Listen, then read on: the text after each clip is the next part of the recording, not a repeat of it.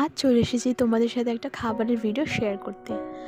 আমরা যেই জায়গাটায় থাকি, যে মুকুন্দপুর এলাকার মধ্যে, জানো তো এই এলাকায় না দাদা বৌদির যে বিরিয়ানির স্টল সেটা একদমই এখানে পাওয়া যায় না।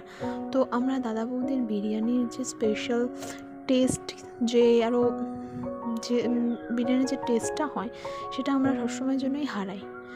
তো আমাদের একটাই উপায় থাকে এখানে, আরসালানেই যেতে হয়। তো আরসালানেও মোটামুটি খারাপ হয় না, কারণ আমরা কোনোদিন দাদা বৌদির বিরিয়ানিতে যাইনি, তো আমাদের মনে হয় কোনো বুঝতে পারি না যে টেস্টটা কীরকম হবে।